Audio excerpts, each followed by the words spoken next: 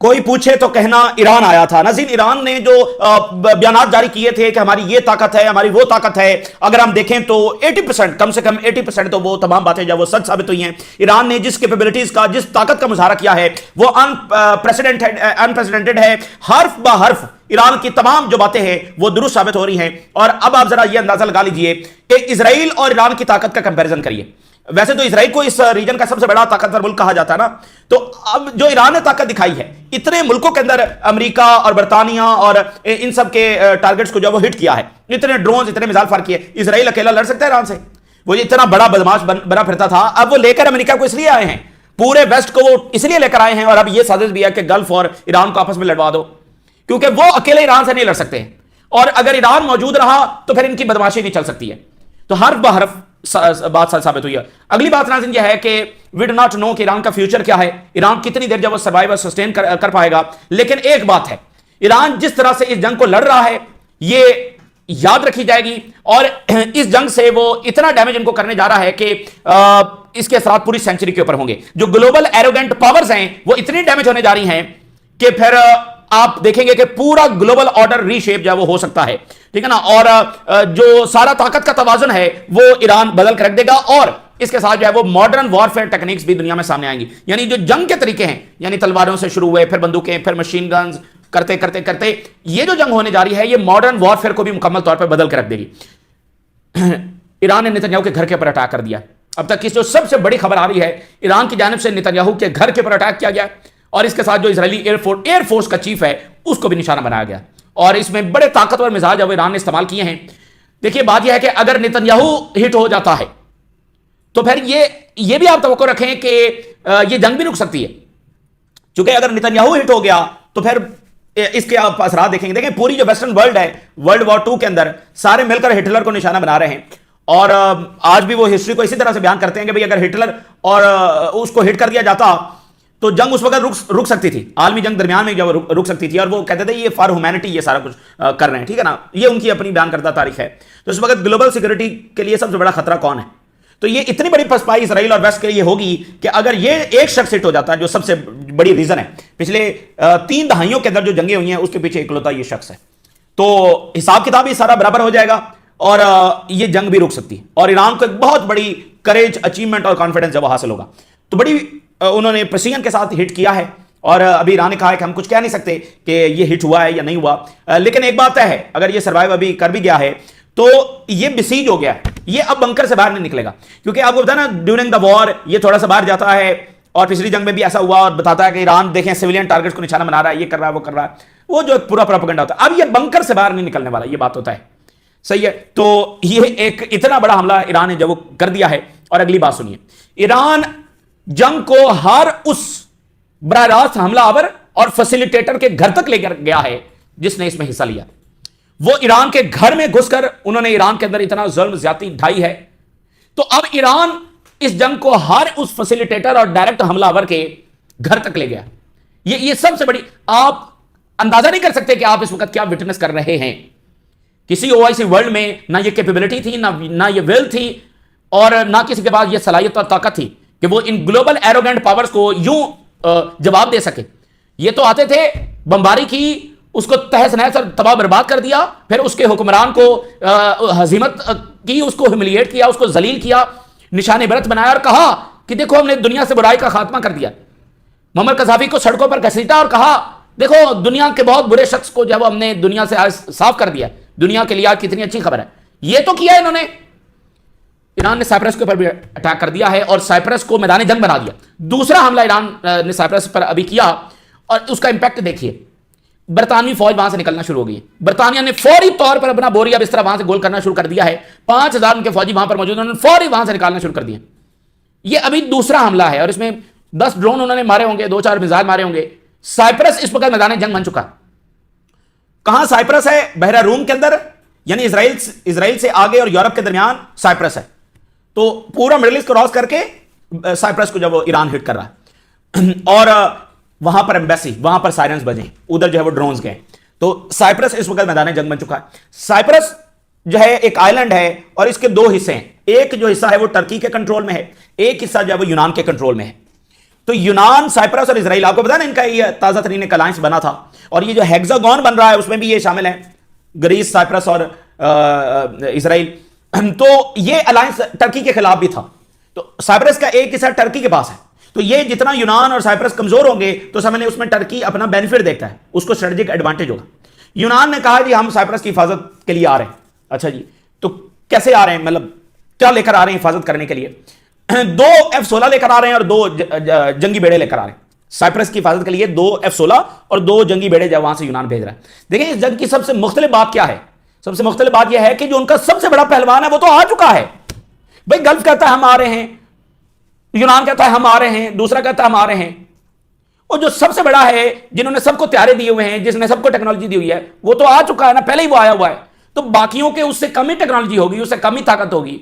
अब यूनान जब F-16 लेकर आ रहा है, वो F-35 F-15 वो तो सारे के सारे पहले ईरान पर हमला कर रहे हैं, B-2 बॉम्बर्स। ये होता ये था ना कि पहले छोटा पहलवान आया है, फिर पीछे से होता था कि अमेरिका आ जाएगा। अमेरिका तो सबसे पहले आ गया, और आज तीसरा दिन है और ईरान के ऊपर इतनी बमबारी की गई है, इतनी बमबारी की गई है कि आप समझ लें कि सब तहस नहस करके रख दिया है। इतनी इतनी तबाही इन्होंने वहां पर बचाई, इतने बम गिर रहे हैं ईरान के ऊपर। 50 लीडर उनके अपनी जानों से जा चुके हैं। क्या जंगी उस डायरेक्शन में कोई फर्क आया है? क्या ईरान के हमलों में कोई फर्क आया है? तो आप एक नई दुनिया देख रहे हैं, यानी कि अमेरिका ने इस चीज को विटनेस नहीं किया, इसलिए अभी वहां से स्टेटमेंट आ रही है हमने मुज़ाकरात की ऑफर भेज दी है, हमने ये कर दिया है। फिर ट्रंप कह रहा है 4 हफ्ते ये जंग चलेगी। इस वक्त सबसे बड़ा दबाव ट्रंप इंतजामिया पर यह है कि ये फॉरएवर वॉर ना बन जाए। सही है, तो उनकी कैलकुलेशन देखें, ये बात ठीक है कि वो कई हफ्तों की तैयारी करके आए होंगे, लेकिन वो कई हफ्तों की तैयारी किस अंदाज में थी कि 4, 5, 7 दिन में हम इसको खत्म करेंगे। लेकिन एज अ रिजर्व भी जंग में जा रहे हैं ना, तो एज अ रिजर्व ठीक है कि हम पीछे एक फौज रखें ताकि कई हफ्ते भी अगर जंग हो जाए एस्केलेट, आउट ऑफ कंट्रोल हो जाए, तो फिर कई हफ्ते भी इसको चला सके। लेकिन 3-4 हफ्ते से ज्यादा उनका एहतमाम ही नहीं है। और बुनियादी तौर पर उनका यह था कि ये 2-4 दिनों में, मैक्सिमम 3 से 5 दिन में, हफ्ते में इसको खत्म कर देंगे। और इतनी जब लीडरशिप मारी गई, इतनी बमबारी हो गई, तो क्या बचना ईरान का? लेकिन आप देखें हमले शुरू हुए, 70 मिनट से हमले शुरू हो गए थे, और इस वक्त वो 10वीं वेव से भी ज्यादा अब फायर कर चुके हैं। तो आपको सोफिस्टिकेशन नजर आती है, फ्रस्ट्रेशन नजर नहीं आती, सोफिस्टिकेशन नजर आ रही। हमले तरीके से एस्केलेट कर रहे हैं, कहां पर ड्रोन भेजना है, कहां पर मिसाइल भेजना है, क्या टैक्टिक्स इस्तेमाल करनी है, वो सारी एक तरीके से कोऑर्डिनेटेड और सोफिस्टिकेटेड तरीके से जब हो रहा है। अच्छा, अब अगली बात यह है कि सेंटकॉम ये कह रहा है कि 3 हमारे F-15 गिरे। F-15 ये यानी कि बहुत एडवांस तैयार है F-15, इसके बारे में हम बता रहे थे कि ये जॉर्डन में उतर रहा है, ये सारा हम बता रहे थे। तो F-15 जो है वो 3 गिरे हैं, और सेंटकॉम ये कह रहा है जी ये गलती से गिर गए, फ्रेंडली फायर में गिरे हैं। जो कुवैत का एयर डिफेंस है हमारा, वो इसके साथ इंगेज हुआ और गलती से गिर गए। अब इसमें 2 बातें बड़ी इंपॉर्टेंट है। पहली बात, 3 जहाज गलती से कैसे गिर गए? ठीक है, 3 F-15 और दुनिया के ये जदीद तरीन त्यारे हैं। इसको ये ना समझिए कि वो F-16 से एडवांस है, नहीं, ये अलग नौयत का त्यारा है। तो ये बहुत एडवांस त्यारा है। तो 3 त्यारे, और वो भी इतने एडवांस, और वो फ्रेंडली फायर से गिर गए। ईरान ये कह रहा है कि ये ईरान में दाखिल हो रहे थे और हमने गिराए। अब ये कह रहे हैं कि नहीं, ये हमारे ही फ्रेंडली फायर से गिरे हैं। तो मुझे जरा ये बताइए कि ये कुवैत में कर क्या रहे थे? अमेरिका और गल्फ ये कह रहे हैं ना कि भाई हमारी ना एयर स्पेस इस्तेमाल हो रही है, ना बेस इस्तेमाल हो रही है, तो उसका तयन कौन करेगा कि ये हो रही है या नहीं हो रही? तो ये कुवैत के अंदर ये त्यारे कर क्या रहे थे? फ्रेंडली फायर से गिरे हैं ना, तो कुवैत की एयर स्पेस में ये क्या कर रहे थे? फिर इसमें 2 ही चीजें हैं, या तो ईरान ने गिराए हैं, या फिर ये कुवैत की एयर स्पेस इस्तेमाल कर रहे हैं और बाकी गल्फ की एयर स्पेस इस्तेमाल कर रहे हैं ईरान पर हमला करने के लिए। तो ये दोनों तरीके से फंस गए, दोनों तरीके से ये एक्सपोज हो गए। और मतलब 3 त्यारों का गिर जाना, तो ये खुद उनकी जंगी सलाहियतों पर सबसे बड़ी एक क्वेश्चन मार्क है। एक आध का गिर जाना वो चलो, और अभी तीसरा दिन है, ये अभी तीसरा दिन है। और फ्रेंडली फायर भी, अगर बिल फर्ज उस फ्रेंडली फायर को भी मान लिया जाए, तो उसमें एक तो यह कि एयर स्पेस इस्तेमाल हो रही है, दूसरा यह है कि भाई वो सिस्टम अगर ओवरवेल्म होता है तो उनको समझ नहीं आती कि क्या करना है। सिस्टम अगर ओवरवेल्म ही ना हो तो फिर फ्रेंडली फायर क्या होगा? तो इट्स मीन कि वो इतने मिसाइल, इतने ड्रोन्स आ रहे हैं कि उनको समझ नहीं लगे। ये हर लिहाज से एक बहुत बड़ा डिजास्टर है, और ऐसे डिजास्टर मजीद आने वाले हैं। ये तो अभी आगाज है, F-15 का गिरना ये इतना बड़ा इनका डिजास्टर हुआ है, और देयर इज वेरी पॉसिबिलिटी कि ये ईरान गिराए, क्योंकि ईरान तो दावा कर रहा है कि हमने गिराए। तो ये ज़ाहिर अपनी इज्जत बचाने के लिए कहेंगे कि नहीं जी वो हमसे खुद ही गिर गए, खुद ही गिर गए। बहरहाल इस पर भी हमें चीज़ें जब वाज़ेह हो जाएंगी। अच्छा, इसी दरमियान जब वो यूएई के सदर की यूएई के सदर की रूस के सदर प्यूटन के साथ कॉल पर बात हुई। ये बड़ी बड़ी इंपॉर्टेंट बात है, क्योंकि इस वक्त जो गल्फ ज़ाहिर है वो इससे लेसन भी सीख रहे होंगे और दुनिया को भी लेसन सीखने चाहिए दो चीज़ों से, जो अमेरिका ने यूरोप के साथ किया है और जो अमेरिका गल्फ के साथ कर रहा है। इससे दुनिया नए नए सबक ज़ाहिर है सीखेगी कि अपनी सिक्योरिटी को कभी आउटसोर्स मत करो। गल्फ ने ट्रिलियंस ऑफ डॉलर्स के वेपन अमेरिका से खरीदे, hundreds of billions of dollars की इन्वेस्टमेंट्स की, रिसेंटली ट्रिलियंस ऑफ डॉलर्स की इन्वेस्टमेंट की कमिटमेंट की, और अमेरिका को सिक्योरिटी के नाम के ऊपर hundreds of billions of dollars दिए। उस सब के बावजूद आज हालत यह है कि गल्फ में जंग फैल चुकी है और अमेरिका कहता है मुझे क्या फर्क पड़ता है कि स्ट्रेट ऑफ हॉर्मुज़ बंद हो गया। तो ये बहुत एक वहां पर एक बेबसी भी अब उनको लग रही है कि भाई हमारे पास इतना पैसा, इतना हमने इंतजाम किया हुआ था सिक्योरिटी का, 5 स्टार एयरफोर्स हमने खड़ी की हुई है, ट्रिलियंस ऑफ डॉलर्स का असले हमने अमेरिका से खरीदा, अमेरिका के ऊपर हमने इंसार किया, और आज हालत यह है कि कोई भी नहीं है। मतलब गल्फ अपना दिफा खुद कर नहीं सकता और अमेरिका तो कर ही उसके साथ साजिश रहा है ना। अमेरिका तो उसको जंग में ड्रा करके ले आया।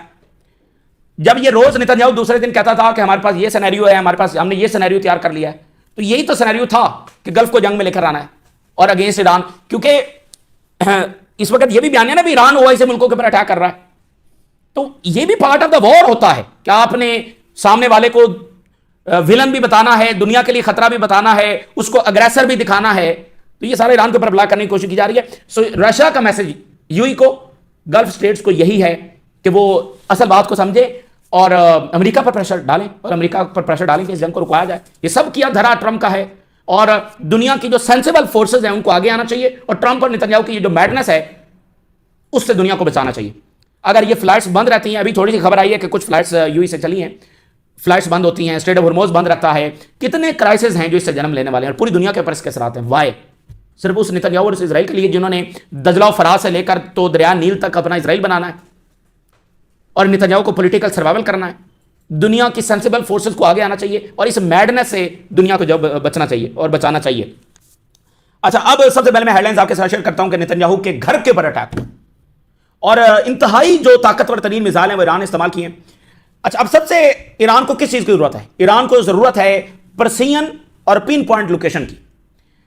वैसे तो जेट्स इस्तेमाल होते हैं ना, लेकिन ईरान के पास जो ड्रोन्स हैं, जो मिसाइल हैं, वो भी इतने हैं, वो इतने पावरफुल हैं कि वो बंकर्स को हिट कर सकते हैं।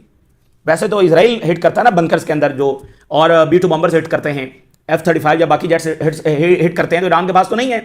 लेकिन ईरान ने पिछली जंग में कुछ कामयाब तजर्बे किए थे। उन्होंने मोसाद के हेडक्वार्टर उड़ाए थे, तो उनके पास ये ताकत है कि वो बंकर्स को उड़ा सकते हैं। तो अगर मतलब उनको जरूरत किस चीज की है? उनको जरूरत इस चीज की है कि नेतन्याहू के बंकर की पिन पॉइंट लोकेशन मिले। तो ईरान ने अपना एक इंटेलिजेंस बनाने की कोशिश की थी इजराइल में, वो कितना कामयाब हुआ है पता नहीं। इस हमले में नेतन्याहू बचा है नहीं बचा अभी तक पता नहीं। और आगे क्या, अगर वो सर्वाइव कर गया है तो क्या ईरान पिन पॉइंट लोकेशन हासिल कर पाएगा? क्योंकि सुप्रीम लीडर अपने ऑफिस में बैठे हुए थे, ठीक है ना, और यहां पर ईरान ने घर पर भी अटैक किया, ऑफिस पर भी किया।